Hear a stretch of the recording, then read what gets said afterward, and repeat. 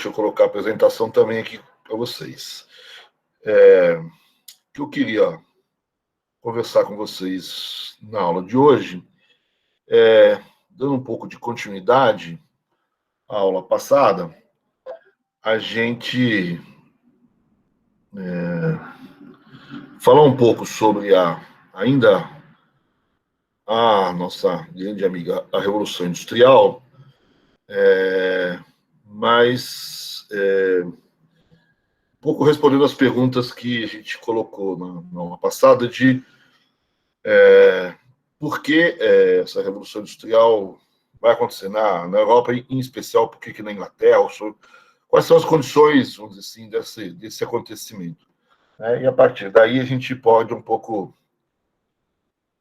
discutir, vamos dizer assim, algumas outras questões aí, certo? Então, o que a gente vai seguir, o primeiro bloco aí do curso, que vai pegar essa semana, enfim, a semana já está acabando, né? Hoje é a última, mas que pega as 2 próximas semanas, principalmente, olhar o processo de expansão, não mais agora nessa virada da Revolução Industrial, mas a expansão ao longo do século XIX, ou pelo menos no início das expansões ao longo do século XIX dos países. Né? Então, se a gente olhar principalmente para o mundo do chamado Atlântico Norte, né, da Europa, inclui aí Estados Unidos e tal, você tem 2 grandes movimentos que estão acontecendo ao longo do século XIX. Né? De um lado, aproveitando a Revolução Industrial, a expansão britânica, a expansão da Inglaterra, com base nessa estrutura tecnológica lançada aí nisso que a gente está vendo aqui, na expansão da Revolução Industrial. Né? Então, um pouco, a aula de hoje começa esse processo, ver por que ela faz a Revolução Industrial e em que condições essa Revolução Industrial está acontecendo na Inglaterra. A gente termina isso um pouco na próxima aula. Tanto como que ela organiza um pouco a sua economia, certo? Como vai manter esse predomínio internacional e por quanto tempo. Né? Mas, ao mesmo tempo, nesse século XIX, a gente também tem os outros países, vamos dizer assim, começando a fazer aquilo que a gente costuma chamar de o catch-up, né? Ou seja, tirar a diferença com a Inglaterra, que saiu na frente, faz lá a Revolução Industrial inicial, faz o processo inicial de industrialização, dá os primeiros passos, são as primeiras ferrovias, o primeiro desenvolvimento industrial mais forte, etc., mas os outros países vêm logo atrás. Né? Uns mais atrás, uns pouco mais perto, tal. E óbvio que a gente não tem condições aqui de ouvir todos os países, aconteceu na França, na Bélgica, na Holanda, na Espanha, enfim, em todos os países. Vamos pegar aqui, principalmente, 2 países que a gente são mais singulares, são mais interessantes, talvez, de estudar, talvez outros também fossem, certo? Mas, enfim, tem algumas particularidades importantes. Os Estados Unidos, que vão se tornar a grande potência mundial ainda, já no final do século XIX, ainda antes da Primeira Guerra Mundial, né, em termos de volume de produção, etc. E a Alemanha, certo, que vai ser, vamos dizer assim, também tem uma estratégia um pouco diferente, tem uma questão diferente. A Alemanha, ao longo do século XIX, ela também se forma, né, enquanto um Estado, e tem algumas particularidades, é sempre um exemplo interessante de ver. Mas poderiam ter outros exemplos, poderiam ter outros países. Né? França é sempre um exemplo, né, porque sempre tem a disputa famosa entre ingleses e franceses. Né?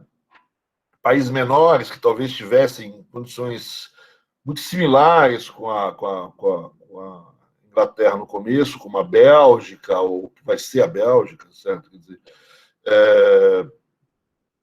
ali, naquela região, e talvez, saindo fora um poudas suas regiões, talvez olhar um pouco o Japão, certo? Quer dizer, a gente vai falar algumas coisinhas tal sobre o Japão, tá certo? Mas, enfim, como eu sempre disse, tem que fazer escolhas.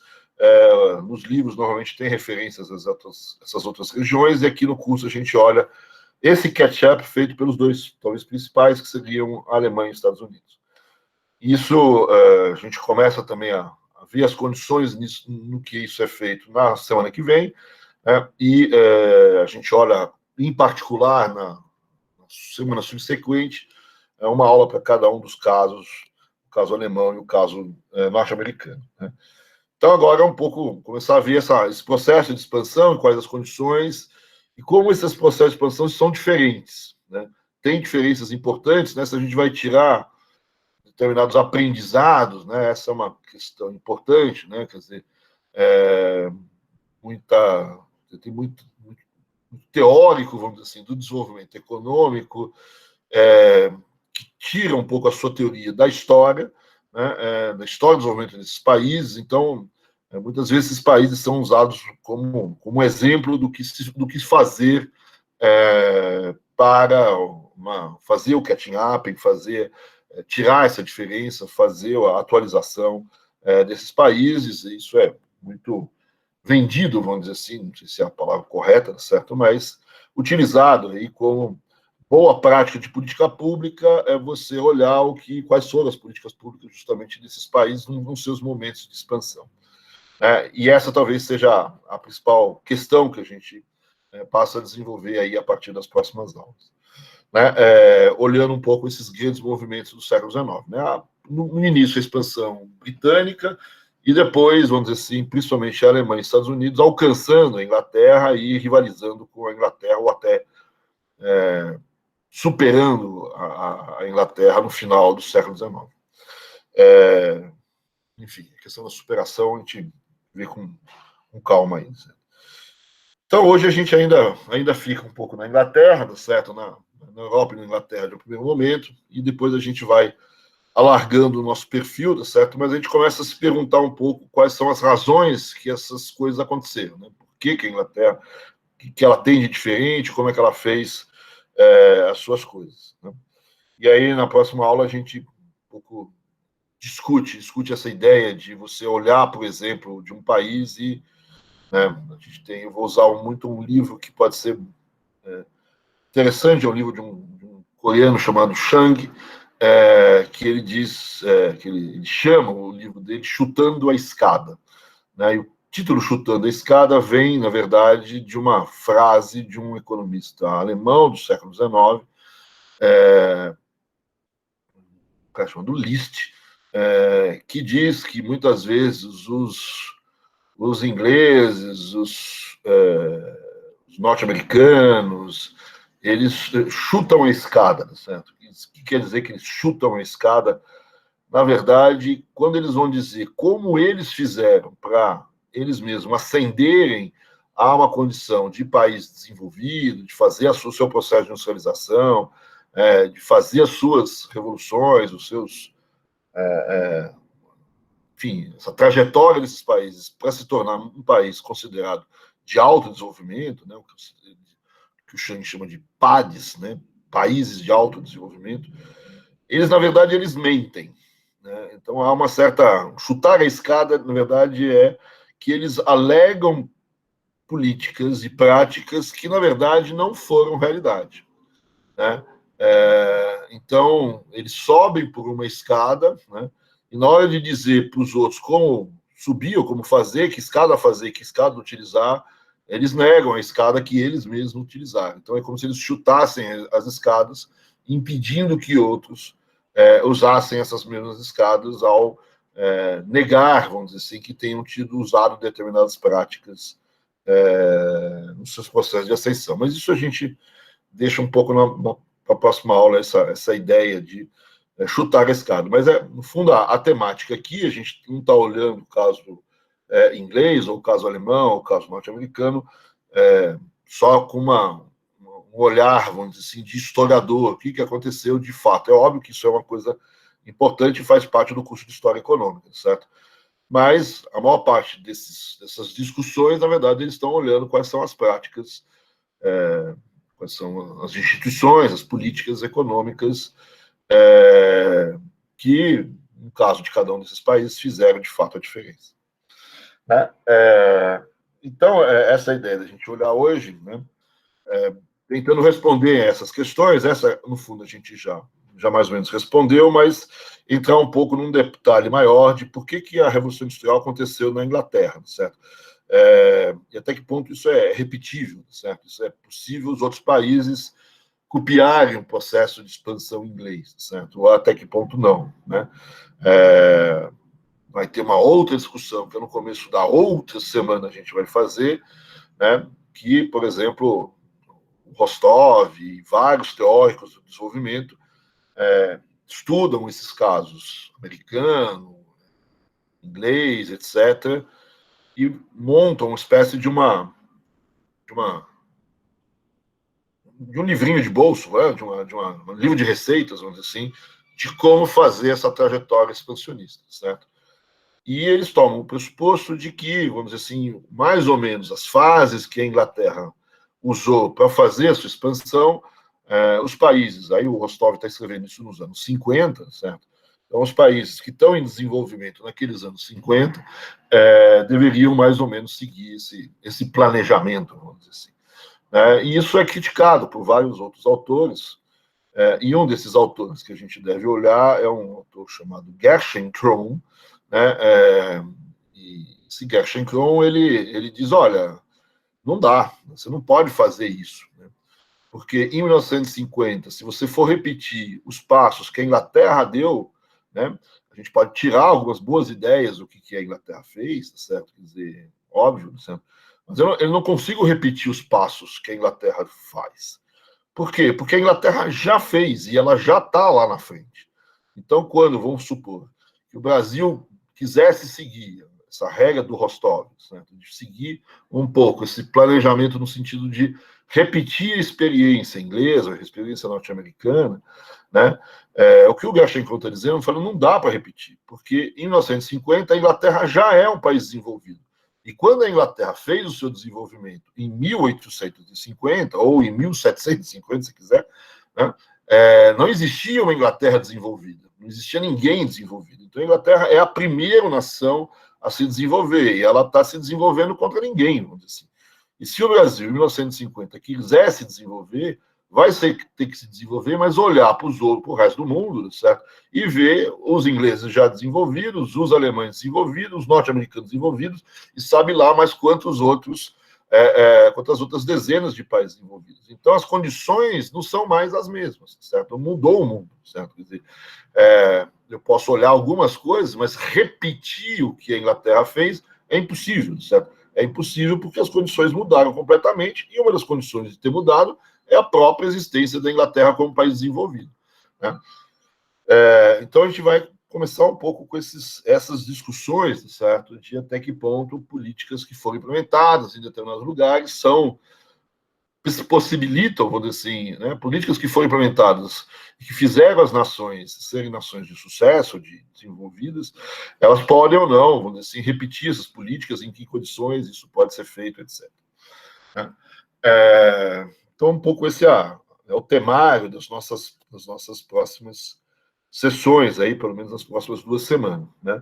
Aí, depois dessas 2 semanas, a gente muda um pouco de tema e começa a ver uma outra coisa que também está acontecendo no século XIX, que é a montagem dos sistemas financeiros, o sistema financeiro, padrão ouro, essas coisas. A gente muda um pouco de tema, apesar desses 2 temas terem uma correlação, e a gente também deve conversar um pouco com isso. Então, aqui a pergunta que cabe, certo? Por que a Revolução Industrial aconteceu na Europa e não na China, certo? Ou não na Ásia, e não na Índia, ou não em outro lugar, certo? Quer dizer, e a tese clássica, a tese que está na maior parte dos autores, certo? A ideia principal é a Europa se industrializou porque era a única região do planeta que estava pronto para fazer isso, né? E, portanto, negando a ideia de que outras regiões, como justamente China, Índia, etc., elas estivessem prontas para isso, né? Então, a Revolução Industrial e a industrialização é uma consequência, nesse sentido, natural do desenvolvimento anterior. Ou seja, você continua aceitando a ideia de que a Revolução Industrial e a industrialização é uma ruptura, certo? É uma mudança de trajetória, né?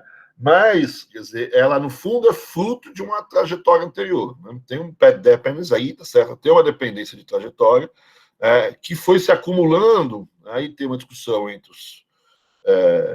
as pessoas se é uma coisa que foi se acumulando nos últimos 200 anos, 300 anos, 500 anos, e o que exatamente foi se acumulando, né?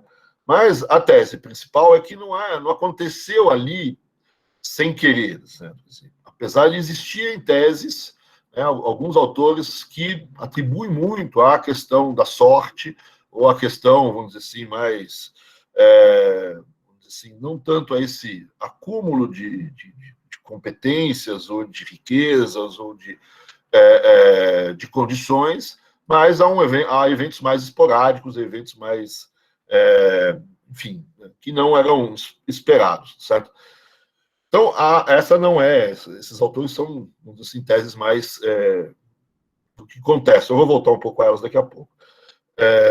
Mas a tese clássica, então, é que a Revolução Industrial acontece na Europa porque é lá que podia ter acontecido, certo? Parece meio ridículo, meio tautológico até, certo? Mas, então, a Revolução Industrial, a Inglaterra, a Europa em particular, ela é, no fundo, né, nessas teses, ela é vista como uma região mais rica se comparada a outras partes do mundo, certo? Tem um mundo pré-industrialização, certo? Quer dizer, a Europa ela já era, vamos dizer assim, antes da Revolução Industrial, mais por algum motivo mais forte, mais rica. Você mediu, talvez tivesse já um PIB per capita mais alto do que no resto do mundo, certo? Quer dizer, e a Revolução Industrial, a única coisa que faz é ampliar essa distância, certo? Quer dizer, então, ela vai usar essa riqueza. E essa riqueza, de alguma forma, certo, é produto de um lento processo, certo, que veio vindo de acumulação. Aí tem algumas discussões se é desde o século X, desde o século XIII, desde o século XV. Né? Ontem a gente conversou isso, certo? Quer dizer, quando eu mostrei aquela curva que cresce um pouco antes da Revolução Industrial, né? Então, aonde você põe ela ali? Onde você põe o começo disso? Né? No século X, que é quando começa tem a proliferação, tem a revolução urbana, tem a proliferação das cidades e a retomada do comércio. Né?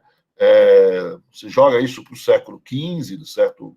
Já ali no Renascimento e na expansão ultramarina. Né? Mas existe um processo de investimento, de acumulação, de progresso tecnológico na produção de bens e na organização de um sistema, principalmente de troca e de distribuição de produtos, certo? Né? Então, você tem um crescimento aí de um sistema de comércio, né? de troca de produtos, de distribuição de produtos que são produzidos numa região que passam a ser vendidos em outras regiões. Né? Uma organização das atividades comerciais e produtivas, aí, estou dizendo mesmo, uma organização administrativa, desenvolvimento de contabilidade, desenvolvimento de práticas de gestão, vamos dizer assim, no sentido bem administração da palavra e também contabilidade da palavra. Certo? Então, todo esse crescimento, essa acumulação, é um elemento aqui importante aí nesse processo que está acontecendo na Europa no período anterior. Nesse procedimento existem alguns progressos técnicos que existiram anteriores, eles têm uma diferença em relação ao período da Revolução Industrial, porque são progressos técnicos lentos e que acontecem esporadicamente. Então, você tem mudanças na agricultura importante, né? A questão da modificação do plantio de 2 para 3 faixas ali, certo? Mas que tem alguns momentos também ali de retrocesso, certo? O período da crise, principalmente da peste negra, que é um período relativamente longo e tal, né? Mas, vamos dizer assim, a Europa foi acumulando ali as suas riquezas. E aí você tem, grosso modo, duas grandes visões sobre que estão na mesma toada. Existe esse acúmulo de riquezas e de saberes, etc. Né? De um lado, uma tese mais liberal, vou chamar assim, certo? Uma tese também eurocêntrica, né? Que defende essa ideia mais de cunho mais liberal, né? Dizendo que o que foi importante nesse processo todo é esse desenvolvimento de uma cultura ou de instituições liberais. Né? O que é essa cultura europeia? Né? A cultura que pode estar ligada muito ao trato com a ciência, a questão da racionalidade que já se coloca, vamos dizer assim, já lá no Renascimento e se amplia aí no Iluminismo, sabe? Quer dizer, a questão do individualismo, que tem a mesma trajetória, né? O humanismo que começa ali no Renascimento e que se transforma novamente durante o século XVIII, né? E as instituições aqui, são as instituições de caráter liberal, normalmente. A ideia da propriedade privada, né, a definição assim, dos direitos de propriedade, a possibilidade da livre iniciativa, a concorrência é uma coisa importante aqui, certo? A concorrência não só entre proprietários, vamos dizer assim, ou vendedores no mercado, mas também uma concorrência entre os países europeus, certo? Quer dizer, né? A existência, então, aí de sistemas legais que defendem a apropriação, vamos dizer assim, tanto dos ganhos decorrentes dessa propriedade, certo? Como dos ganhos decorrentes, por exemplo, do processo de inovação e de agregação de valor dos processos científicos no processo produtivo, né? Então, você tem todo esse conjunto, vamos dizer assim, que a gente poderia, né, cada autor dá um pouco de exemplo diferente, certo? Mas que envolve aí, principalmente, questões legais ligadas ao direito de se apropriar, vamos dizer assim, de determinados ganhos, questões legais que definem direitos de propriedade com mais clareza, certo? E o estabelecimento de algum tipo de disputa, né, nesses mercados, né? Ou nessas... uma disputa... bom colocar nesses mercados, certo? Quer dizer, né, não precisa ser uma concorrência perfeita, como dão nos livros de micro, certo? Quer dizer, a concorrência pode ser no estilo oligopólio sem problema, certo? O que basta o efeito da concorrência sobre esse incentivo que você tem da concorrência sobre o processo produtivo de diminuição de custos, de melhoria de produtividade. Esse que é o efeito importante, né? Não é o tamanho do número de pessoas que estão concorrendo. Então, aqui você tem um pouco essa visão mais genérica, que está em vários textos, vários livros, né? Ontem eu citei o Landes, tá certo? Talvez seja um dos principais autores a usar esse tipo de coisa, certo? Quer dizer, então, nesse ambiente onde você tem uma coisa importante que às vezes a gente esquece, certo? Quer dizer, que é a fragmentação política europeia, né? E a concorrência não só entre empreendedores, vamos dizer assim, mas a concorrência entre as próprias nações é um elemento chave nessa história, certo? Então, a gente tem que ler a concorrência aqui num sentido talvez um pouco mais amplo, certo? Quer dizer, então, a ideia de que a concorrência leva ao progresso, leva ao processo de inovação, e a gente tem instituições que, vamos dizer assim, de alguma maneira, defendem isso, etc. E segundo essa visão, o Oriente, então, não tem um desenvolvimento dessas instituições, dessas culturas dessa forma, certo? É um ambiente mais centralizado, onde você tem uma certa inibição do progresso técnico, certo? Então, isso de uma maneira geral. Aí tem algumas diferenças, mesmo dentro dessa visão mais liberal, não, certo? Por exemplo, a influência ou não da religião, né? Então, há muita gente que opõe a religião do Ocidente em relação à religião do Oriente, né? Então, as religiões orientais têm uma relação com a natureza científica talvez até mais interessante do que a relação das religiões, vamos dizer assim, do mundo, as religiões cristãs ou judaico-cristãs do mundo ocidental.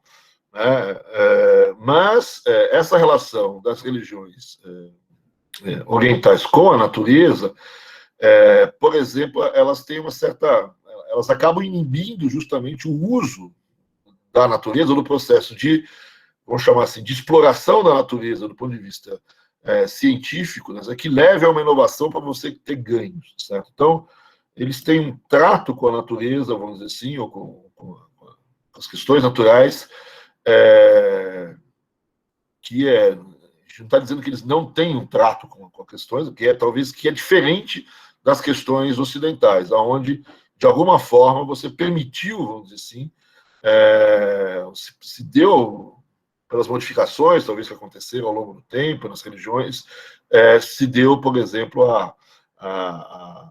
o uso da ciência como uma questão de tentar dominar, vamos dizer assim, a natureza, certo? E não só dominar no sentido de tentar controlá-la, certo? Mas de dominá-la no sentido de usá-la a seu favor, inclusive isso do ponto de vista, como a gente já viu, da concorrência, etc. Né? Então você tem ali, desde a época lá do Leonardo da Vinci, fazendo as suas maluquices lá nos seus cadernos, certo? Quer dizer, né? Então, ali também era, no fundo, uma tentativa de controlar essa natureza e, de alguma forma, usá-la, de alguma forma, a favor de uma determinada cidade contra outras ali na região italiana, certo? E depois isso, né? Ou seja, você, de alguma forma, tem esse. Então, você tem uma discussão, eu só estou usando essa discussão da religião como um exemplo, certo?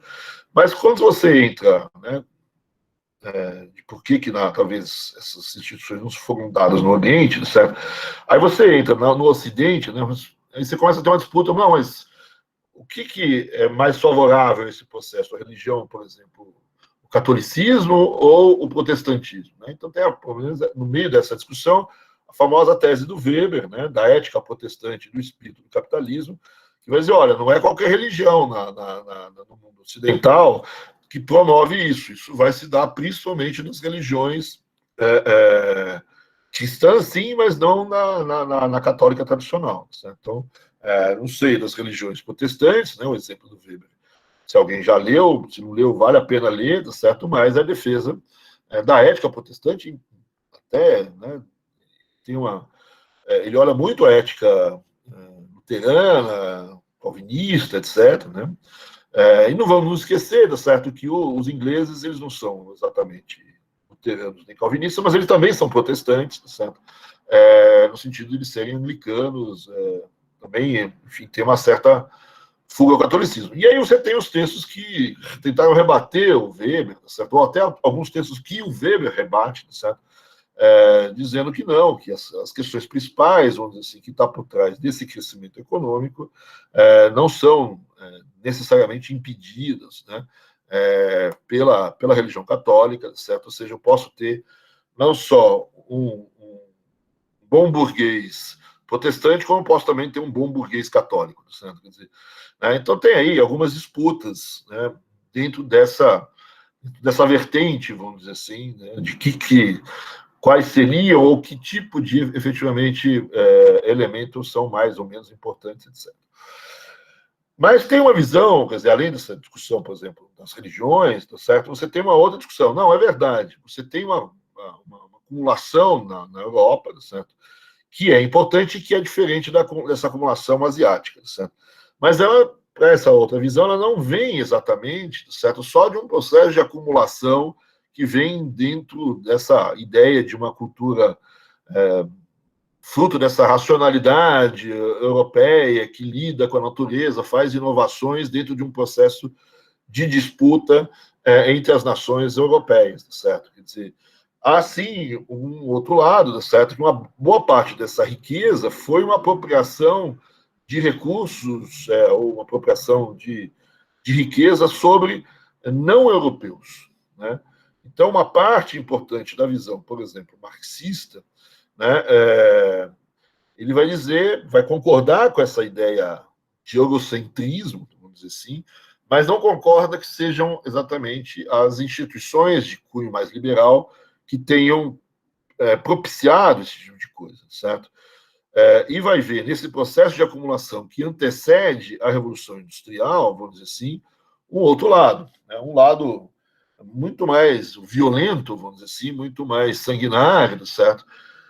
E muito atrelado a essas incursões destrutivas, esse domínio da sociedade europeia que se fez, principalmente a partir da expansão ultramarina, em especial sobre a América, em parte também sobre a África e a Ásia, certo? Mas, enfim, particularmente sobre as Américas. Né? Então, essa expansão ultramarina e seus prêmios, né, certo?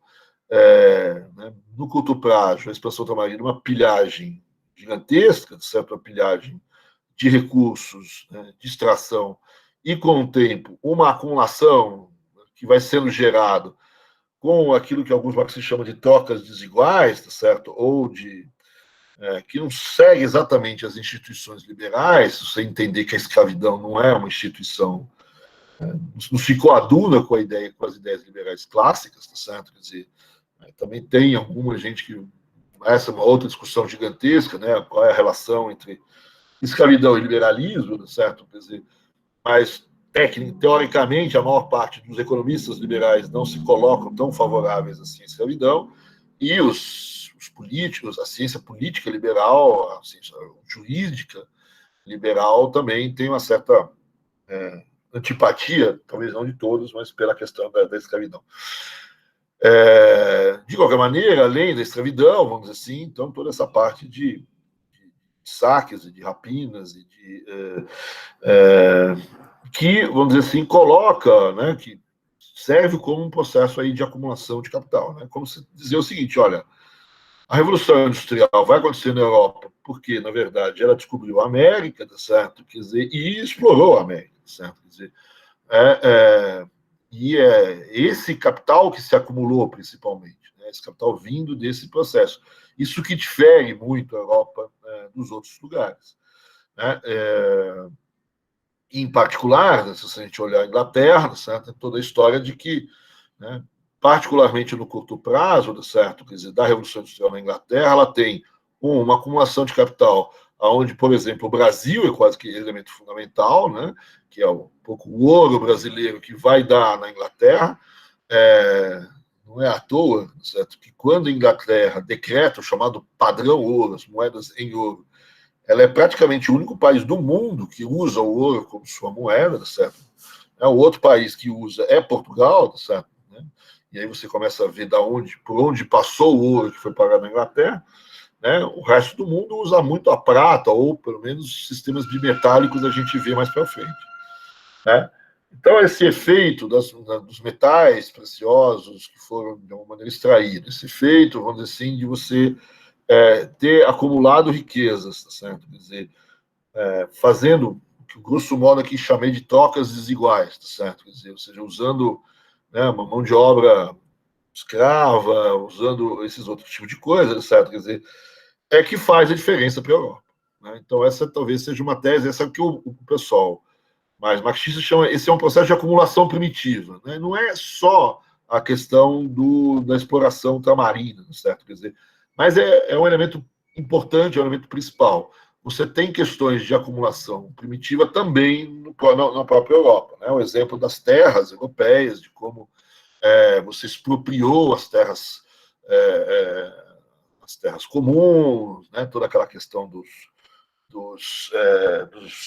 esqueci, não são os arrendamentos, são os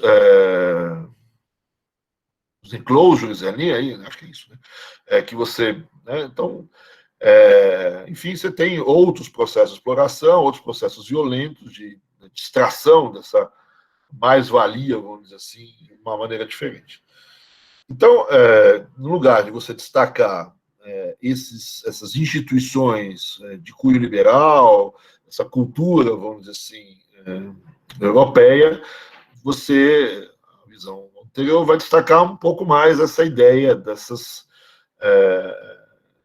processos de acumulação primitiva, ou seja, desses processos de saque, de pilhagem, de trocas desiguais, de se apropriar, enfim, de coisas dos outros. E aí também, dentro disso, tem várias, né, até onde é importante a colonização, até onde mais é importante as questões internas da Europa, etc. Então, você tem também algumas diferenças entre os marxistas, vamos dizer assim, ou entre as pessoas que têm essa tendência mais do lado marxista. Sabe? E as colônias são sempre a questão da colonização é sempre um grande exemplo. E vai voltar a ser um exemplo, porque você, depois, né, a literatura mais recente, né, olha, por exemplo, para os chineses, certo? E percebe que na China também teve esse processo de colonização ali, e eles também tiveram, de alguma maneira, essa arrecadação aí de, entre aspas, mais-valia, certo? Só que a coisa é um pouco diferente, eu volto a isso daqui a pouco. Né? Então, eu tenho aqui, por exemplo, o papel das colônias, qual é a importância do papel dessa expansão europeia para fora da Europa, na explicação, vamos dizer, de uma maneira mais de longo prazo do processo de de crescimento europeu, né, e o formato pelo qual você faz essa exploração colonial. Né? Vai ter também, as pessoas vão dizer que nem tudo que aconteceu na colônia, certo, foi pilhagem e saque, né? Então você tem um outro processo de exploração colonial, certo, que se dá principalmente no norte da América, certo? Enfim, que é mais ali uma outra coisa importante. E você também tem na colônia, nas novas regiões, né, nem sempre tudo é pilhagem e saque, você tem também trocas, certo? Você tem comércio, a expansão do comércio é uma coisa importante. Né? Então, na discussão, por exemplo, mais pragmática em relação à Inglaterra, né, o próprio David Landes não vai jamais negar, né, que as colônias, ou a expansão da qual a Inglaterra faz parte, certo? Pode até ela ter menos colônias, mas ela participa muito com o comércio. Até que ponto esse grande comércio inglês no final do século, ao longo do século XVIII, isso é importante ou não para a Revolução Industrial? E o próprio David Landes vai dizer que é fundamental, certo? Ele vai dizer, fundamental não, ele vai dizer que é importante, né? Que contribuiu muito para a Revolução Industrial. Mas ele não chega a ponto de, como o Hobsbawm, vou dizer assim, essa é uma disputa clara entre o Hobsbawm e o Landes, certo? Quer dizer, o Hobsbawm, o comércio internacional para a Inglaterra é condição fundamental, aí sim fundamental, necessária, ou como dizem os economistas, condição necessária e suficiente, certo, para explicar a Revolução Industrial. Né? Sem o comércio externo da Inglaterra, não haveria Revolução Industrial. Ponto, o Hobsbawm, certo? Para o Landes, certo? Quer dizer, o comércio externo ajudou na Revolução Industrial. Se pergunta se não tivesse, teria? Enfim, não tem uma resposta, certo? Mas ele não coloca como uma condição, sem ela não haveria, certo? Então tem uma discussão aí entre os dois, certo? Quer dizer, além de outras questões, né? O Hobsbawm também é um cara que chama muita atenção nesse processo de acumulação de riqueza, essa visão de uma acumulação de riqueza que não é exatamente a visão liberal de um mercado que vai crescendo, etc. Existe um processo de expropriação de desiguais, vamos dizer assim, na Revolução Industrial, ao longo dos anos que antecederam, dos séculos que antecederam a Revolução Industrial. Mas ele também, o próprio Hobsbawm também reconhece que você também tem um lado, vamos dizer assim, um lado de um comércio não necessariamente uma pilhagem o tempo todo, sabe? Quer dizer, né? Então, a existência de um acesso a recursos naturais, de acesso a fontes de alimentos, de matérias-primas, certo? E até, vamos dizer assim, a possibilidade de importação de produtos europeus, né, de ser um mercado europeu, é uma coisa importante. Né? O Hobsbawm vai ser fundamental isso também. Né? Então, você tem aí uma forma de como você vê essas duas coisas. E então, no fundo, dois tipos de debate aqui. Né? Tem um debate sobre o que os marxistas chamam de acumulação primitiva, né? E o que os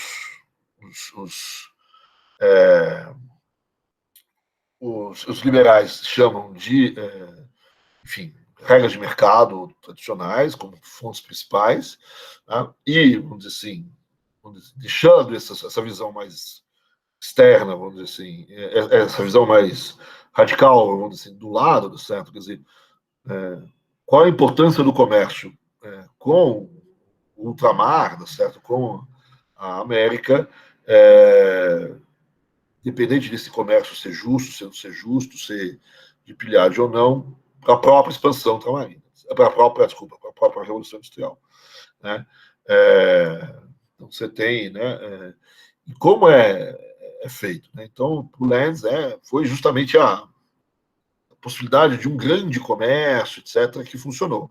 E dentro desse grande comércio, o comércio externo inglês é importante, e para o Hobsbawm, como eu disse, ele é a explicação, certo? Quer dizer, ela é a condição necessária, sem ela não existia. Coisa com a qual talvez o Landes não concordasse. Né? Então, essas várias teses, de qualquer maneira, estão por trás daquilo que explicaria a chamada grande divergência. Apesar da grande divergência ser muito utilizada, esse termo ser muito utilizado pelos teóricos mais liberais, no fundo, a ideia também ela está por trás, principalmente, de teses marxistas mais anteriores, certo? Aqui está, de novo, o Pomerantz, acho que essa não foi a melhor foto que eu podia ter pego dele, certo? Quer dizer, que chama dessa grande divergência, etc. E, como a gente tinha dito, certo? Essas são teses que prevaleceram muito na teoria, certo?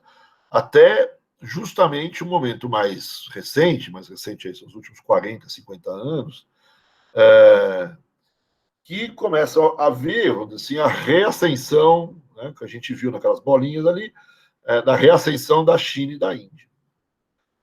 Ou não só da China e da Índia, vamos dizer assim, de boa parte ali, principalmente do China, Índia, Sudeste Asiático, etc., onde, na verdade, quem acaba ficando, de fato, para trás são só os países africanos.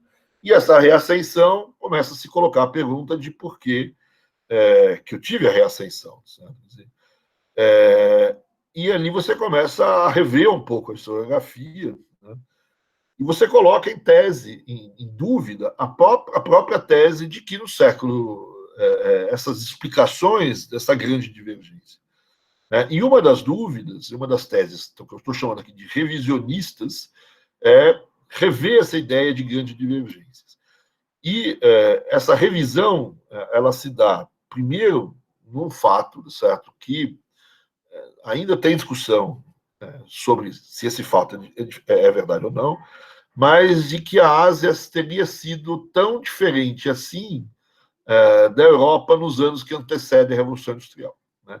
A Ásia, ou pelo menos uma parte dela, principalmente a região chinesa, né?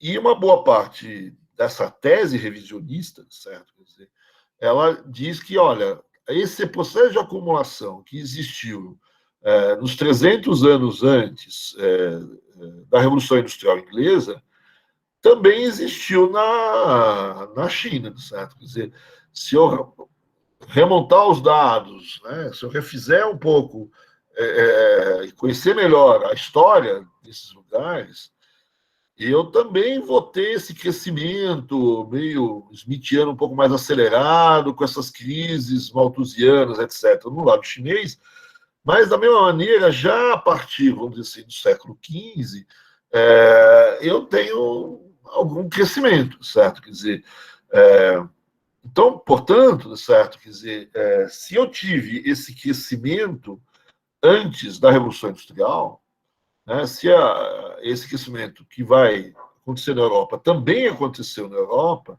e se esse crescimento, no fundo, é fruto já dessas instituições europeias, tanto das instituições de pilhagem para os marxistas, quanto das instituições liberais para os liberais, vamos dizer assim, né, aparentemente não foi isso que fez a diferença, certo? Porque alguma coisa a mais aconteceu. Porque esse crescimento que as instituições de pilhagem ou de mercado, vamos dizer assim, europeias, permitiram, vamos dizer assim, que a Europa chegasse num patamar no final do século XVIII, certo? Quer dizer, que permitisse, nesse patamar, que a Inglaterra e a Europa fizessem a Revolução Industrial, isso também aconteceu na China. Certo? Quer dizer, tem mais alguma ideia, certo? Quer dizer, e aí cresce muito, então, as ideias de que não são as instituições, sejam elas uma ou outra, certo? Ou seja, vai mostrar que os chineses também tiveram processos de pilhagem, também tiveram essas outras coisas, né? Mas a diferença é feita. Aí vai surgir muito essas diferenças mais momentâneas, certo? Mais curto-prazistas, certo? Mas que acontece no 18, certo? No século XVIII, de fato, e não nesse longo processo de acumulação que é a tese clássica da explicação da Revolução Industrial. Né? Então, ressurgem ideias de foi um acaso, né? Tem um certo determinismo geográfico. O que fez a diferença no século XVIII, certo? O que fez a diferença? Né? O nível de crescimento estava igual, certo? Por que a Inglaterra e a Europa cresceram e os chineses ficaram parados? Porque, na verdade, o que estava mudando ali foi uma questão da energia. Né? Naquela aula de ontem, o elemento-chave daquela aula de ontem, para esses historiadores, é a questão energética. O grande salto ali, mais do que as modificações no maquinário, etc., certo? O grande salto é a revolução energética, é a nova força motriz que é basicamente o carvão mineral. E é isso que os chineses não tiveram. Eles não conseguiram dar essa passagem, fazer essa passagem. Então, a Ásia também conheceu mudanças em vários elementos ao longo do tempo, e também estavam ali em processos de inovações técnicas, mas não tiveram as condições de estabelecer um novo sistema sustentado de energia. Essa é a tese de vários historiadores da UCLA. Inclusive o próprio Pomerantz, ele, de alguma maneira, ele dialoga com essa discussão. Os asiáticos ainda se mantiveram reféns de energias de tração animal, ou de tração humana, vamos dizer assim, né? Ou, vamos dizer assim, de alguma tração não humana, certo? Mas com um controle muito ruim sobre essas fontes energéticas, certo? Então, essa é uma possível explicação, certo? Quer dizer, então, é só quando você, vamos dizer assim, supera esse tipo de energia que você consegue, os chineses conseguem, vamos dizer assim, recuperar a distância, certo? Com modificações tecnológicas que superem toda essa tecnologia que marcou toda a primeira metade do século XIX, que é toda a primeira e quase uma boa parte da segunda, né? A eletricidade só vem no final do século XIX, né? Então, que marca todo o século XIX é aqui que faz a diferença. A partir daí, certo, é uma questão dos chineses fazerem o catching up e se acostumarem aí um pouco com ou ir, vamos dizer assim, superando essa falta que eles têm em relação ao carvão mineral e outras fontes, certo? Eles também vão ter problemas com outras fontes minerais, petróleo, etc. Mas na medida que eles vão descobrindo esses recursos, certo?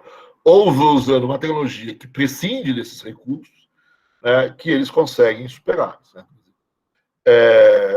Enfim, muita gente acha que é muita coisa para carvão, certo? Quer dizer, é muita explicação, explicar a história da humanidade nos últimos 200 anos por conta do carvão mineral é muita coisa, certo? Quer dizer, então, que, na verdade, a gente precisa olhar com mais calma essa ideia de que não são as instituições, então não aceita muito. E, na verdade, para algumas pessoas, não foi a descoberta de formas de prescindir do carvão que fazem a recuperação dos asiáticos, certo? Quer dizer, mas foram justamente a utilização de instituições, de culturas pró-mercado, que fizeram isso acontecer. Certo? Então, o que faz a China ressurgir, o que faz a Índia ressurgir, é usar as instituições que os europeus usaram já no século XIX e continuaram usando no século XX. Certo? Nessa discussão, como eu disse, também tem uma discussão sobre as colônias, né? Ressalta-se que a Ásia também teve colônias, certo? Quer dizer, aí tem uma discussão que vai ter algumas histórias, vão acusar os europeus de serem mais exploradores do que os asiáticos, certo? Quer dizer, na verdade, a capacidade de exploração dos europeus sobre a América foi mais forte do que a capacidade de exploração dos chineses sobre o Sudeste Asiático, sobre aquela região ali embaixo da Indonésia, etc., que é onde eles se expandiram, certo? E aí tem uma discussão sobre teorias de colonização, sobre formas de colonização. No fundo, tem uma questão aí de que a população sobre a qual os asiáticos eles se expandiram era muito mais difícil de ser controlada, de se explorar. Ela tem uma questão de volume, de densidade populacional. A densidade populacional, apesar de algumas regiões na América serem fortes, não eram tão grandes como as densidades populacionais das regiões exploradas pelos asiáticos, principalmente pelos chineses. A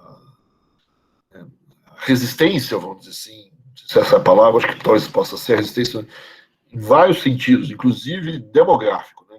Resistência à doença, vamos dizer assim, dessas populações foi muito maior do que da população americana. Então, a capacidade de exploração dos europeus foi maior, certo? Então, mantém-se a tese, principalmente, de que as colônias foram importantes na expansão europeia, mesmo que os asiáticos tenham tido também colônias, etc. Então, esse é o debate atual, uma parte do debate atual, né? Hoje você tem, na verdade, uma grande confusão, certo? Quer dizer, você tem o ressurgimento, né? A contestação dessa vitória do Ocidente, né? Então, contesta-se as teses que explicam essa vitória do Ocidente, né? Que vem por cima de uma discussão sobre quais são as instituições ocidentais que fizeram a diferença para o Ocidente. Né?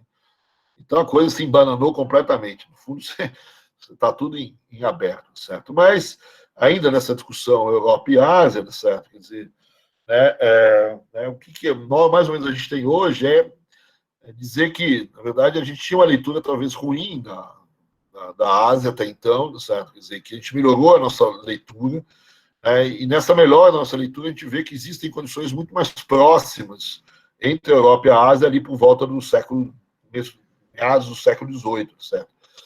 Também tem centros populacionais grandes, também tem sistemas de comércio, trocas, etc. Também existe um desenvolvimento de uma capacidade, de um sistema financeiro. Também tem os problemas lá do Malthusian Prep, certo? Quer dizer, também tem questões ecológicas.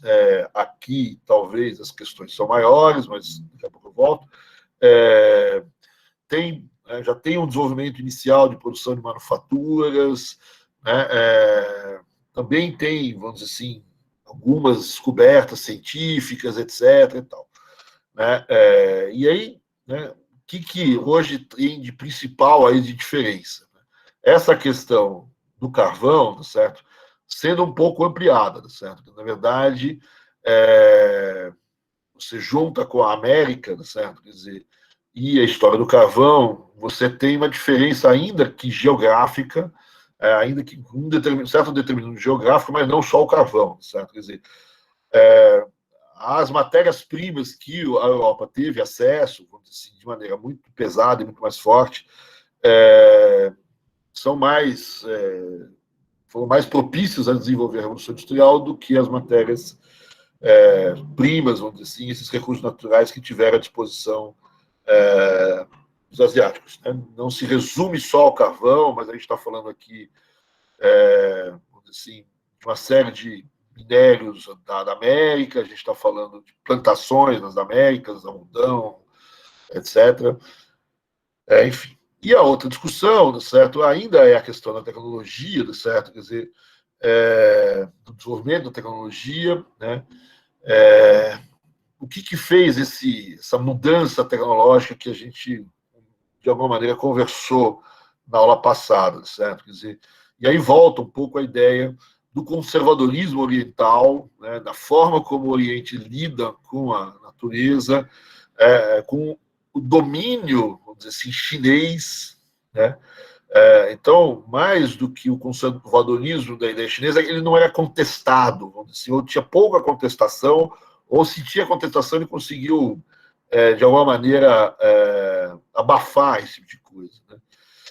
Enquanto que prevalece na Europa, tá certo? Quer dizer, talvez uma posição diferente em relação a essa questão da ciência e da inovação, e o fato, quer dizer, de eu ter uma concorrência entre religiões na Europa, certo? E uma concorrência, principalmente, entre países, vamos dizer assim, entre reinos, não sei se ainda a gente pode falar de países, a gente tem essa disputa, essa concorrência europeia, né, levando não só a processos de disputa e, portanto, de inovação, como você tem guerra, você tem pilhagens, né? Os chineses também fizeram isso, os mongóis, etc., etc., mas aparentemente essa concorrência, vamos dizer assim, na Europa, ela foi mais, vamos dizer assim, produtiva no sentido de gerar e de possibilitar esse processo de inovação, enquanto que na China, etc., apesar de uma enorme tradição oriental de modificações técnicas, certo? Naquele momento, essas modificações diminuíram o seu ritmo, enquanto que na Europa eles aumentaram o seu ritmo, talvez em função, uma das hipóteses, em função dessa dessa guerra, ou dessa competição, ou os europeus mais liberais vão ver isso como uma competição, os europeus mais marxistas vão ver isso como um processo de acumulação primitiva, certo? Mas, no fundo, algumas pessoas, o excesso, a integração que os chineses conseguiram criar ali, diminui um pouco essas diferenças, e isso diminuiu o estímulo a esse tipo de processos inovadores. Né? Não estou dizendo que isso é verdade, mas essa é uma das hipóteses principais hoje na discussão. Certo? Quer dizer, aceita-se que o desenvolvimento tecnológico chinês, vamos dizer assim, ele veio vindo mais ou menos em par e passo com o europeu ao longo dos séculos XIV, XV, XVI, XVII, e que, mais ou menos, em algum momento ali, certo, isso, quanto a Europa, esse movimento ele acelera na região asiática, esse movimento diminui. Né? E a inquietude, a disputa, a concorrência europeia talvez explique essa oscilação. Mas isso está em debate, em disputa, enfim, essa é uma discussão que não vai acabar tanto, certo? O duro é, muitas vezes, você lê os artigos, os textos dos historiadores, né? Você olha e fala, mas o que esse cara está escrevendo sobre uma cidadezinha perdida no meio da China, certo? Sobre um fulano, certo? No fundo é isso, certo? Quer dizer, olha, tem uma inovação aqui, o cara descobriu um negócio novo, não é verdade que não tem descoberta, tal. Então, você vai nesses encontros de historiadores, certo? Você lê esses textos novos da historiografia, certo? Às vezes, leva dezenas e dezenas de anos, certo? Para juntar um monte de exemplos de pequenas regiões ou de regiões, aí se acumula todos esses textos e fala, pô, mas olha só, é aqui, é ali, é mais acolá, tem mais uma cidade aqui, mais um lugar aqui, e aí você começa a perceber, olha, entre o século XIV e o século XVIII na China, não é verdade que não teve desenvolvimento do comércio, não teve desenvolvimento tecnológico, etc. Essa expansão anterior da Europa existiu na China. E agora vamos ver um pouco como é que essa discussão e esses levantamentos todos vão andar. Bom, aqui, então, respondi a primeira pergunta do porquê na Europa, agora a segunda de porquê na Europa, dentro da Inglaterra. Né? Então, a discussão agora é entre os franceses, os ingleses, os alemães, os belgas, né? E o pessoal fica meio nervoso, certo? Quer dizer, e aqui a coisa também pega entre eles, certo? Quer dizer, o que faz? O que a Inglaterra tem de tão diferente de ter saído na frente, certo? Quer dizer, a gente viu ontem na indústria têxtil inglesa como é que ela faz a mudança, certo? Sai de uma indústria de algodão e vai para uma indústria... sai de uma indústria de lã e vai parar numa indústria de algodão gigantesca, né? Por que isso não aconteceu em outro lugar, né? Na Europa, né? Se você pegar 1700 e pouco, certo? Quer dizer, 1740, 1750, a gente disse ontem, os ingleses eram importadores de ferro da Suécia e eram importadores de uma série de produtos da região ali de Flandres, né? Da Bélgica, pedaço da Holanda, certo? Até de produtos franceses, certo? Quer dizer, o que faz essa diferença? O que tem a Inglaterra? Então, vamos dar uma olhadinha um pouco na Inglaterra, certo? E a gente termina essa conversa sobre as políticas inglesas na próxima aula. A primeira coisa importante na Inglaterra que a gente conversa é o mercado. Né? Então, tem essa disputa que tem entre se é mais o mercado interno ou o mercado externo, que é importante. Né? Então, qual é o tamanho do mercado interno inglês? Certo? Quer dizer, a população da Inglaterra não é muito grande. Né? Ela é crescente, talvez ela cresça num ritmo maior do que no resto da Europa, né? Justamente por conta dessas condições que vão se acumulando, serem melhores na Inglaterra do que talvez em outros lugares, né? Mas a população não é gigantesca, né? Não é a maior população europeia, certo? Os franceses são em maior número, certo?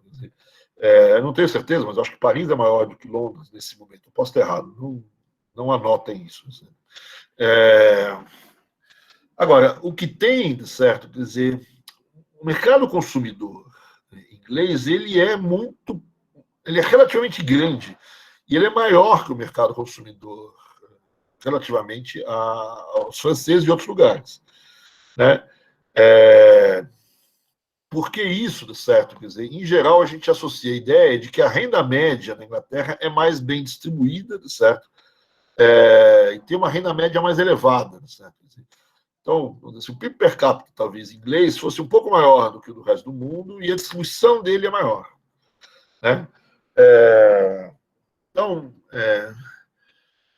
talvez até por conta, vamos dizer assim, de ter uma população menor, os salários, o pagamento de salários, talvez seja uma palavra forte, certo? Mas a renda, vamos dizer assim, dos trabalhadores, dos artesãos, enfim, do pessoal do campo é maior do que no resto da Europa, principalmente da França, que você compara. Os salários ali são maiores. Os salários aqui, leia-se, a renda, vamos dizer assim, da maior parte da população é maior. Certo? Não sei se são salários no sentido próprio da palavra. E isso, inclusive, é uma parte, para muita gente, isso explica essa tendência maior, inclusive, da Inglaterra a buscar inovações poupadoras de mão de obra, porque o custo da mão de obra inglesa era maior. Mas olhando agora pelo lado da demanda, isso também faz uma demanda por produtos na Inglaterra maior, né? E essa questão da distribuição de renda, ela leva a uma outra discussão, que é o tipo de produto, o tipo de mercado que você está desenvolvendo na Inglaterra. E aí a separação com a França é bem clara. Certo? Quer dizer, na Inglaterra cresce um mercado, vamos dizer assim, dessa renda média, certo? Quer dizer, então, pessoal, todo mundo, você olha, né, você vê os ingleses se vestindo e os franceses se vestindo. Certo? Aí você pega lá, mas os produtos franceses são mais bonitos, são mais não sei o quê, tal, né? Então, a França ela vai conseguir, talvez, até desenvolver um mercado muito interessante de bens de luxo.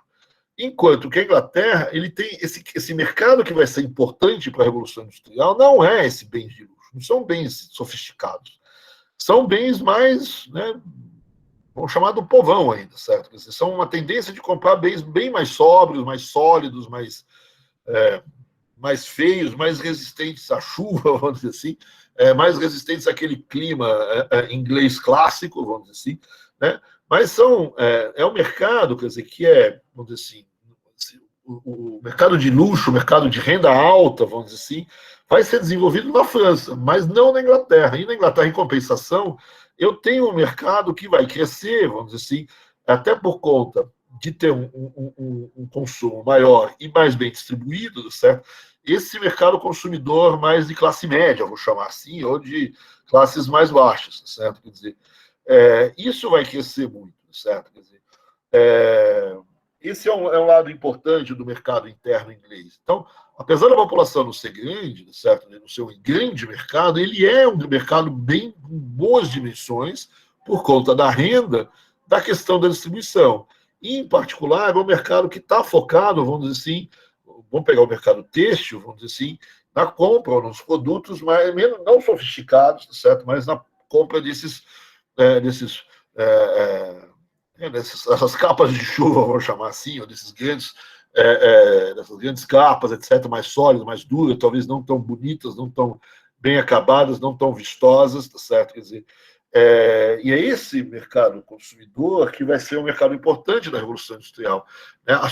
Os produtos que saem da Revolução Industrial não são produtos refinados, né, do ponto de vista, são produtos muito bem feitos. Esses são os produtos artesanais, certo? Quer dizer, feitos com detalhes, etc. São produtos, né, customizados, certo? No sentido de uma grande customização para todo mundo, certo? O mesmo produto para todo mundo, e não produtos específicos feitos para aquela noiva, para aquele gentleman, etc. Lógico que tem esse mercado também na Inglaterra, não vou dizer que não, certo? Mas o mercado que explica a Revolução Industrial não é um mercado de luxo, certo? Não é um mercado onde eu tenho, né, produtos feitos por uma pessoa, certo? Quer dizer, são mercados, vamos dizer assim, para o grande público, certo? Para o grande povo, certo? Para uma população mais pobre, certo? Mas com um número relativamente grande de pessoas que compram isso. Né? E essa é a primeira parte, certo? Quer dizer, a segunda parte, em relação ao mercado interno, é aquela ideia, essa também é uma ideia também liberal forte, certo? De que é importante da Inglaterra, certo? dentro da Inglaterra, dentro da ilha, vamos dizer assim, da Inglaterra, a unificação do mercado. Né? Isso a gente vai ver, isso vai ser uma explicação para vários crescimentos de vários países. A unificação do mercado interno. Né? O que significa a unificação do mercado interno? Significa tanto o transporte, facilidade de comunicação interna, né, quanto, vamos dizer assim, unificação de regras, e unificação tributária, unificação alfandegária. Né? Se você imagina uma economia, certo? Uma Inglaterra toda divididinha, certo? Em pequenos reinos e distritos, e toda vez que você for passar de um campo para outro, certo? Quer dizer, de uma sair da floresta de Nottingham e entrar, vamos dizer assim, do terreno do outro lá, do outro príncipe, não sei das quantas, tá certo? Tiver que pagar uma alfândega ali, tá certo? Tiver que pagar um novo tributo, você complica o comércio, né? Se você sair, vamos dizer assim, aí de um determinado condado e ir para um outro condado, certo? E num condado vale, vamos dizer, o sistema métrico X, e no outro condado vale o sistema métrico Y, certo? Quer dizer, né, que complica, vamos dizer assim, a comparação entre os produtos, né? Não sei quanto que vale uma grama aqui, uma libra ali, certo? Então, a unificação dos mercados, isso é uma coisa que acontece muito fortemente na Inglaterra no período anterior à Revolução Industrial, essa formação do mercado interno com a unificação de regras, de pesos e medidas, a unificação de regras monetárias é uma questão importante, né, e principalmente, né, certo, a diminuição e praticamente o fim da Inglaterra dessas barreiras alfandegárias entre as regiões dentro da Inglaterra. Esses espécie de pedágios internos para você atravessar determinados locais, ou poder vender em determinados lugares, etc. Você ainda tem que pagar para poder participar do mercado, etc. Mas não necessariamente para usar uma determinada estrada, para usar uma ponte, etc. Isso junto com a melhoria das comunicações, isso vai ser ao longo de toda a Revolução Industrial, a gente vai ter o aprimoramento, num primeiro momento, das estradas para as carruagens, enfim, o transporte, vamos dizer assim, com os cavalos, etc., né? Uma enorme investimento nas vias fluviais, certo? E até em juntar as vias fluviais, uma coisa que depois os franceses vão aprender e vão fazer muito fortemente, né? Juntar os rios e você poder, vamos dizer assim, hoje você, se quiser, você navega a França inteira só entre os canais, né? Então você tem até canais que um passa por cima do outro, tem umas coisas bem divertidas aí para quem quer fazer um turismo nos canais franceses, certo? Mas esses canais vêm nos séculos anteriores, tá certo? Que é uma tentativa também de unificação, de melhorar as comunicações internas, né? Isso vai ser feito antes da França, vai ser feito na Inglaterra de maneira forte, e obviamente no final, no período mais final da Revolução Industrial, a expansão das estradas de ferro, né? Então, essa é uma coisa fundamental dentro da Inglaterra. O mercado ele se torna grande porque ele se unifica. Certo? Quer dizer, se você olhar para o outro lado, para a Europa, certo? Agora, para o continente, você vai ver, por exemplo, uma Alemanha completamente dividida. Certo? O mercado interno, se você pegar os belgas, eles pequeno ali, o pessoal do Flandres, né? Então eles dependem do mercado muito do mercado do interior da Europa, certo? E esse mercado está todo ele subdividido, cheio dessas barreiras que ainda prevalecem, certo? Então, a maior parte dos países vão ascender, vamos dizer assim, uma das lições que talvez seja válida para sempre é essa unificação dos mercados. Então, eu tenho na Inglaterra um consumo crescente com padrão favorável aí a produtos padronizados e baratos, vamos dizer assim, e um mercado relativamente interno, relativamente integrado. Né? E eu tenho um mercado externo. Né? A Inglaterra tem um mercado externo que se desenvolveu muito, principalmente ao longo do século XVII e século XVIII, né? Onde a grande armada inglesa é obviamente importante, certo? A Inglaterra tem uma tradição marítima de séculos, tem um império colonial importante também, e mesmo onde ele não tem um império colonial, ele tem uma força, vamos dizer assim, de navegação e tanto comercial, vamos dizer assim, dos navios, certo? Como bélico, certo? Que impor respeito, certo? E impor respeito diplomático, impor respeito nas tratativas comerciais. Né? A gente está cansado de ver o exemplo, vamos dizer assim, de Portugal, por exemplo, com a Inglaterra, do comércio brasileiro que se faz com Portugal, mas vai para a Inglaterra, etc. Então, o Brasil não é colônia inglesa, certo? Mas uma parte, vamos dizer assim, das produções brasileiras acabam, direto ou indiretamente, indo para a Inglaterra. Então, o mercado colonial inglês é um mercado grande, né? E relativamente importante, né?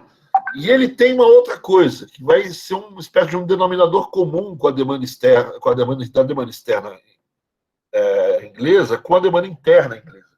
Os ingleses vendem produtos que também não são sofisticados, são produtos baratos, né? Produto inglês é diferente de outros países. Não, é produto inglês, certo? Meio parecido com o que a gente, né, não pode falar isso mais, certo? Mas os produtos chineses hoje, né?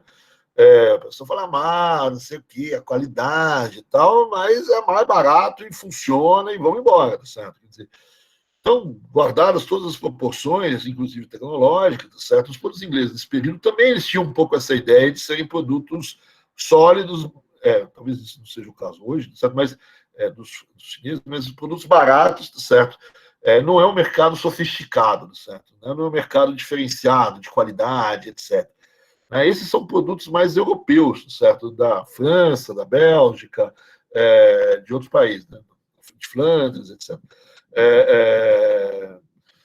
Então, você tem aí um produto que tem, né, engraçado como esses dois mercados vão ser o mesmo mercado, certo? Quer dizer, o mercado interno e o mercado externo, certo? Quer dizer, tem esse denominador comum de serem produtos não sofisticados, certo? Produtos sem grandes diferenciações, sem não primam talvez pela qualidade, certo? Mas um mercado relativamente grande, certo? Quer dizer, e ele vai, tanto na América, certo? Quanto ele vai atingir a África, vai atingir inclusive a Ásia, etc. É um mercado relativamente grande, que varia um pouco, né? E é um mercado que, apesar de variar, talvez a presença e a força da diplomacia e da Marinha Armada, vamos dizer assim, da Marinha no sentido do Exército, das Forças Armadas, inglesa é importante, né? Eles são, né, disputaram ali com a Espanha, né, os franceses, tá? Mas eles são, né, no final das contas, a invencível armada é a deles, certo? Quer dizer, então eles têm um poder diplomático, militar, que dá uma certa consistência a esse mercado externo, certo? Quer dizer, e essa consistência foi dada ao longo do século XVIII. Certo? Quer dizer, os holandeses também têm um mercado externo relativamente grande, certo? Mas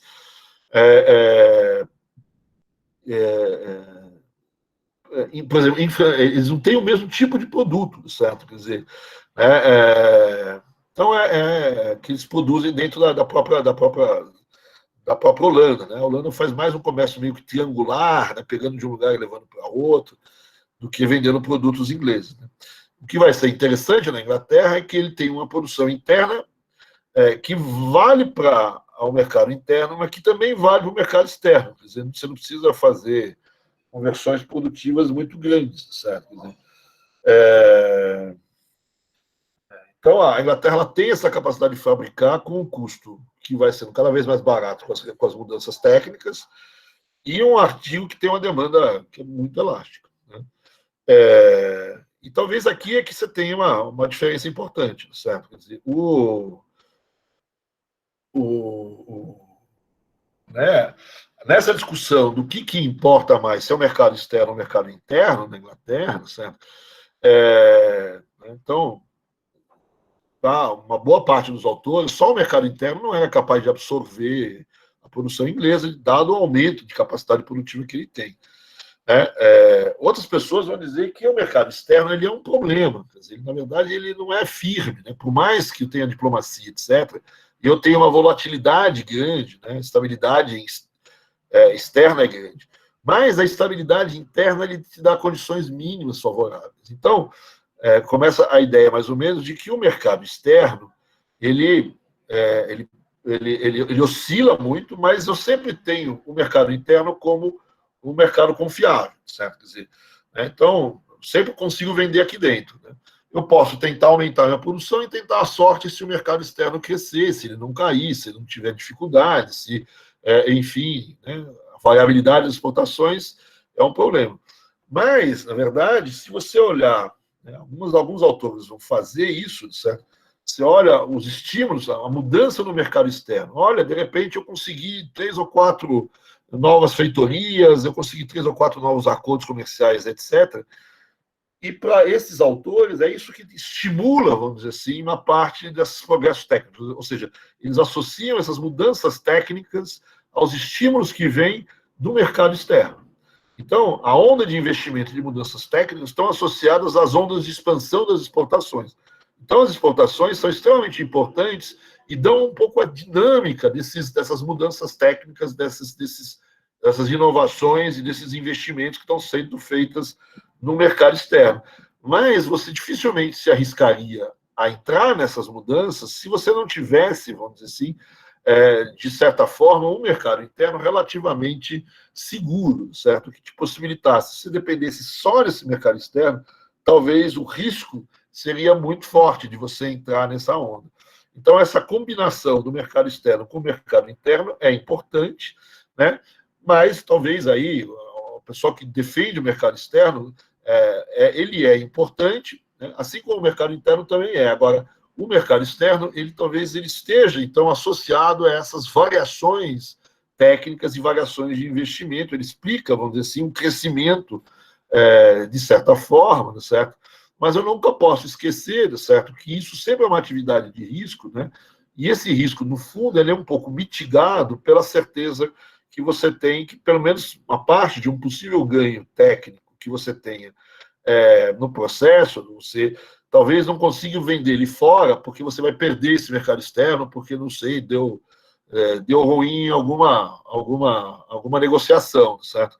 Mas a tua mudança técnica, você não vai perdê-la completamente, porque você vai ter algum ganho no mercado interno, certo? Quer dizer, você vai ganhar um pouco de espaço dentro do mercado interno, talvez não seja suficiente, mas ela diminui o teu risco. Né? Então, o mercado interno é uma espécie de um colchão amortecedor dessas expansões, né?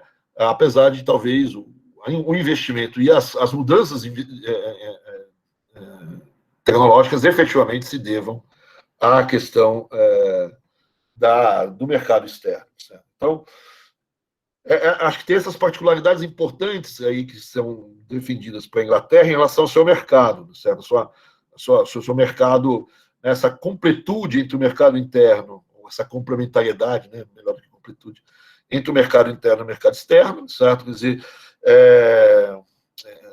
esse mercado diferente um pouco dos seus concorrentes, né? E, vamos dizer assim, um pouco a Revolução Industrial, vamos dizer assim, muito colada, vamos dizer assim, em descobertas, etc., que estão ligadas a esse tipo de produto, certo? Quer dizer, e aí essa discussão entre o externo e o interno, quer dizer, os dois provavelmente são importantes, né? Como o Landes também já tinha afirmado, que os dois são importantes.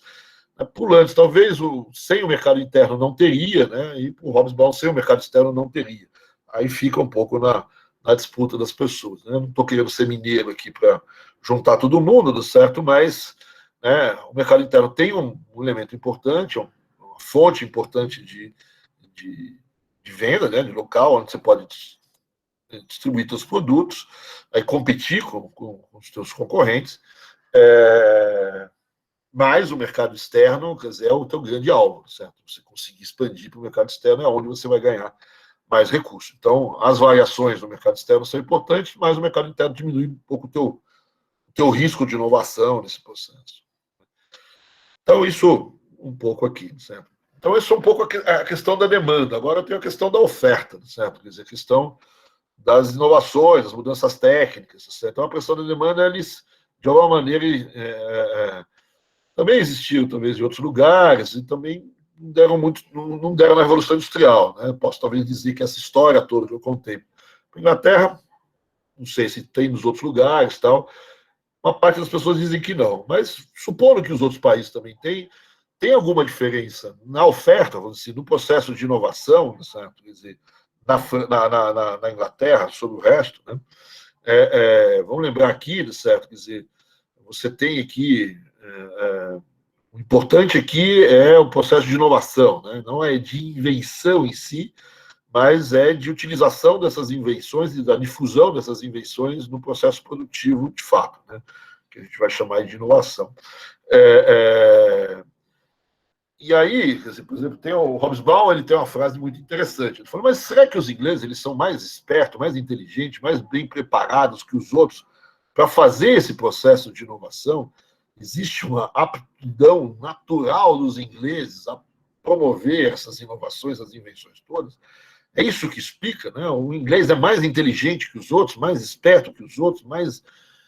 E o Hobsbawm, ele tem umas frases muito divertidas dizendo que não, certo? Que os ingleses, na verdade, se pensar bem, ele mesmo é inglês, enfim, bem que ele é irlandês, mas, enfim, ele tem uma discussão ali, né? E ele nega, né, que os ingleses são necessariamente mais bem formados, etc. Né? Muita gente concorda com o Hobsbawm, não há uma diferença muito grande, por exemplo, o nível de educação não é muito diferente, certo? Não é muito melhor, né? Na educação, uma coisa que, por exemplo, os alemães lá na frente vão usar na sua progressão o sistema educacional, não parece ser o caso aqui na Inglaterra, né? Tem uma aptidão maior ao processo produtivo. O Clarke, às vezes, chega a falar um pouco disso, né? De que, principalmente aquela ideia que eu disse ontem, vamos dizer assim, né, de que as famílias inglesas, vamos dizer assim, elas têm uma parte das suas... Né, as famílias ricas inglesas elas são mais numerosas do que as famílias ricas do resto da Europa, e uma parte dos ingleses, dessa família, vamos dizer assim, acaba tendo que ir para essa atividade mais arriscada de comércio, manufatura, inovações, invenções, etc. Certo? Então, quem está indo para esse lado são pessoas que têm uma origem, vamos dizer assim, de uma pessoa mais rica e, portanto, mais bem formada. Né? Então, o Clarke, às vezes, ele flerta um pouco com essa ideia de aptidão inglesa, mas que vem um pouco por essa ideia um pouco de que uma parte dos ingleses que estão fazendo esse tipo de inovação, eles vêm de famílias mais historicamente mais ricas, certo? Quer dizer, que tiveram um volume de filhos maiores, certo? E que não têm condições de absorver dentro da família, dentro da nobre, e essas pessoas têm que ir, vamos dizer assim, batalhar a vida, certo? E nesse sentido teria uma aptidão maior.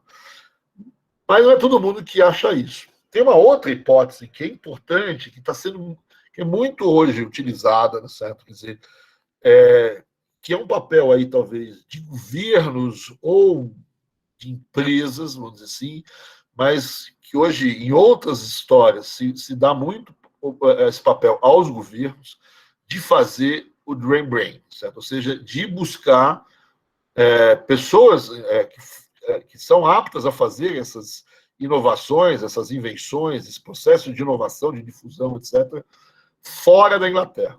Né? Então, aparentemente, dentro da Inglaterra, uma parte importante desse processo, dessa revolução industrial, se faz a partir da importação de artesãos estrangeiros, né, em determinados momentos do tempo. E esses artesãos estrangeiros, vamos dizer assim, eles tanto vão trabalhar, vamos dizer assim, junto ao artesanato inglês e vão fazer as modificações ali junto às manufaturas inglesas, etc., como tem o papel de serem, vamos dizer assim, professores, vamos dizer assim, eles não são importados para produzir, certo? Eles são importados para ensinar. Né? Então, tem processos de aprendizagem, certo? Quer dizer, que vão se desenvolver com a importação de cérebros de fora. Essa é uma discussão grande hoje, certo? Em todas as histórias de catching up, de crescimento econômico, essa história da migração. Né? Então, tem uma baita discussão sobre migração, né? Então, é só essa migração de qualidade, né? Migração de pessoas com certos dotes. não necessariamente financeiro, mas enfim. Então, aqui, talvez tenha uma aptidão não natural da Inglaterra, mas essa vinda mais cedo, vamos dizer assim, do que em outros lugares, de grandes artesãos, etc., que trabalharam na Inglaterra. E isso está associado a uma segunda hipótese, certo? Quer dizer, que as corporações de artesãos, etc., elas não só sofreram a influência e conseguiram, e se abrir é uma palavra difícil, mas, ou seja, sofreram a influência desses outros artesãos que vêm de fora e, de alguma maneira, receberam essas influências, como principalmente, vamos dizer assim, as corporações de ofícios que se fecharam sobre si, elas foram, se tentou quebrá-las de maneira bastante forte dentro da Inglaterra. A hipótese aqui é mais ou menos o seguinte, né? Nesse artesanato, nessas manufaturas que estão crescendo nesse período em toda a Europa, em todos os lugares, ela vai ser formada muito por essas corporações de artesãos, né? São os caras que malham o ferro, os caras que fazem os tecelões, etc. E eles montam corporações de ofício. Né? E lá dentro da corporação entram as pessoas onde o ofício é ensinado, né? Que são os novos membros, etc. E eles são ensinados na forma anterior, etc., e mantêm aquelas produções. Né? Então, uma das hipóteses importantes que aconteceu na Europa, e muito em particular na Inglaterra, é que essas corporações foram quebradas, e isso permitiu, vamos dizer assim, esse processo inovador de uma maneira mais fácil, né? Permitiu também, vamos dizer assim, muita gente, uma exploração dessas corporações pelos comerciantes e por outras pessoas, mas a ideia é que as corporações de ofício elas limitavam, vamos dizer assim, a expansão e limitavam a mudança técnica que se fazia dentro desses ofícios, né? E aqui, se você associar isso com a questão da qualidade do produto, você vê a diferença, de novo, entre os franceses e os ingleses, certo? As corporações se mantiveram por muito mais tempo na França, né? E o que eles alegavam, certo? Que a mudança técnica fazia com que os produtos perderiam qualidade, perderiam sofisticação e virariam produtos mais, enfim, mais simples, menos sofisticados, menos luxuosos e de menor qualidade. E é justamente isso que aconteceu na Inglaterra, é justamente por aí que eles foram, certo? Quer dizer, então, e eu não tenho tanto dentro da Inglaterra pessoas ou grupos que, é óbvio que eu tive, isso é uma briga enorme, sabe? Então, eu tenho várias corporações que foram destruídas, onde naquela região, a corporação normalmente é regional, naquela região eu posso passar a produzir, fazer um tecido de uma forma diferente e um tecido mais grosseiro, tá certo? Menos bonito, talvez até seja mais resistente, mas ele é mais grosso, ele não é tão fino, ele não tem tanto acabamento, etc. Né? E os artesãos daquele lugar aceitam, não tem problema nenhum. Né? Porque, na verdade, os artesãos que dominavam aquela técnica mais refinada, etc., foram vencidos dentro das suas corporações. Isso significou, quer dizer, aceitar dentro desses grupos, certo? Quer dizer, as inovações técnicas e aceitar também, vamos dizer assim, a vinda desses estrangeiros com essas coisas diferentes, essas coisas novas. Né? Muitas vezes, então, em detrimento, vamos dizer assim, de uma qualidade que durava, que se perpetuava há dezenas, há centenas de anos naquela corporação de ofício. Então, essa quebra da resistência, das restrições das corporações de ofício, que são feitas normalmente dentro das cidades, por imposição de regras, etc., né, ele diminui a restrição, a imposição dessas inovações mecânicas, essa introdução de mecanismos onde a destreza pessoal é importante, isso acaba diminuindo, certo? E isso também permite, vamos dizer assim, que mais gente entre nessas corporações, né? Que mais gente entre nesse processo, que tenha mais gente, mais aprendizes, mais pessoas que entrem nesse lucro. Então, a questão da Inglaterra não é que os ingleses eram mais espertos, certo? Ou mais inteligentes ou melhores, certo? Quer dizer, e nem que eles eram mais adequados a um processo de inovação, certo? Quer dizer, mas, vamos dizer assim, quebrando, vamos dizer assim, a formação dessas guildas, né, dessas corporações de ofícios e das regras que eles se impunham a si próprios, certo? Quer dizer, você coloca uma predisposição maior do artesanato, ou da manufatura inglesa, a essas inovações técnicas, essas inovações tecnológicas, inclusive vindo de estrangeiros, certo? Quer dizer, e amplia a quantidade de pessoas que estão trabalhando nessa área. Então, essa seja uma questão técnica importante, certo? Quer dizer, e aí, quer dizer, o comércio chegando junto a esse grupo vai ser forte, né? Então, aí a relação entre a demanda e a oferta vai também se aprimorar muito nessa história. Né? Por fim, a última coisa que eu queria registrar hoje, a gente encerra, né, é que tem uma outra coisa importante dentro da Inglaterra, que talvez aconteça também na Europa, mas menos, certo? Que é o que algumas pessoas chamam, inclusive, de uma revolução agrícola, certo? Quer dizer, né, há uma ampliação da produção agrícola no primeiro momento na Inglaterra, né, inclusive utilizando as terras, fazendo os enclosures, as terras comuns, etc. Você tem um aumento da produção agrícola que é importante para permitir, inclusive, o barateamento do salário das pessoas. Mas eu volto a isso amanhã, certo? Amanhã não, semana que vem, e a gente complementa essa parte aqui da Inglaterra, mas hoje acho que fica bem essa questão da demanda e da oferta, vamos dizer assim, da demanda e do processo inovativo como o elemento principal aqui para diferenciar a Inglaterra um pouco dos países europeus, né? Essa quebra das guildas, formação do mercado, esses elementos, acho que eles, em conjunto, eles começam a dar uma cara por que foi na Inglaterra e não foi na França, ou não foi em outro lugar onde algumas condições eram próximas. É isso, desculpa de novo, eu sempre vou muito longe aqui na aula, certo? Acabo falando demais, certo? Quer dizer,